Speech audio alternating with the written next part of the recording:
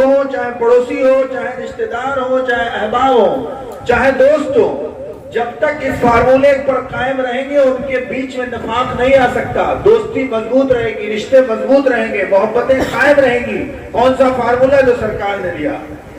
جو اپنے لیے پسند کرو وہی دوسرے کے لیے پسند کرو، جب تک ایسا نہیں کرو گے مومن نہیں ہو سکتے۔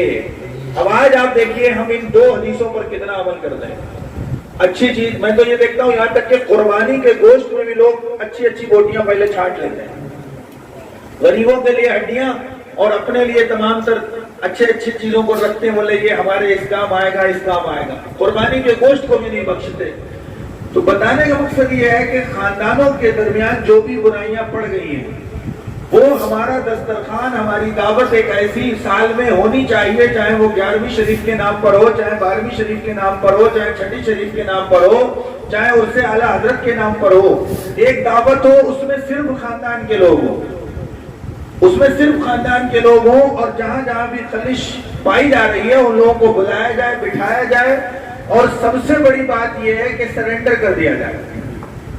میں نے اپنے کسی بھی دشمن سے کبھی بدلہ نہیں لیا، مجھ سے ہمیشہ یہ کہا کہ ٹھیک ہے آپ کو لگ رہا ہے نا کہ میں غلطی پر ہوں، تو سب سے پہلے جب میں غلطی پر آپ کی نظر میں ہوں تو میں معافی مانگ رہا ہوں، اب تو معاف کرو گے، اور جب معاف کر دو گے تو بات ختم ہو جائے گی۔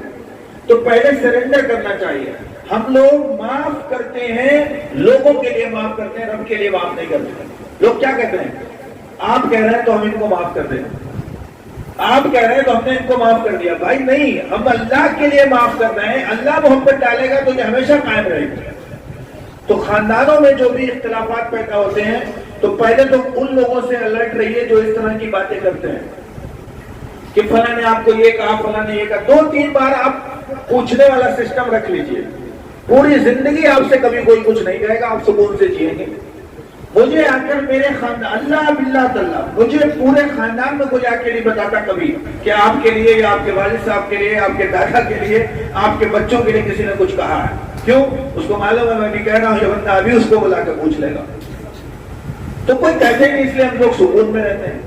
ہمارے گھر کے اندر جو بھی ہمارے رشتہ دار قریبی بھائی بہن بہنوئی جو بھی، ہم کبھی کسی سے سندیشے بھجواتے نہیں، اس کو ڈائریکٹ بلا کے کہتے یا تو ضبط کر جاؤ، اگر کوئی بات بری لگی ہے تو اس کو ضبط کرو، صبر کرو، اللہ اجر دے گا۔ صبر نہیں کر سکتے تو کسی سے کہلواؤ مت، بلکہ اس کو خود بلاؤ، خود کہو۔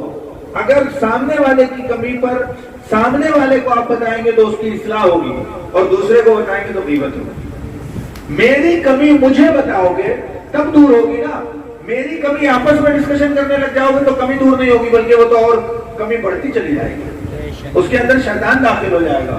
آج جو خاندانوں میں نفاق ہے، جو خاندانوں میں برائیاں ہیں، وہ صرف اسی وجہ سے ہیں کہ ہم اپنے لیے کچھ اور پسند کرتے ہیں، دوسرے کے لیے کچھ اور پسند کرتے ہیں۔ جس کی بیوی خوبصورت ہوتی ہے، میں آج کل یہ بھی بڑا مسئلہ دیکھ رہا ہوں۔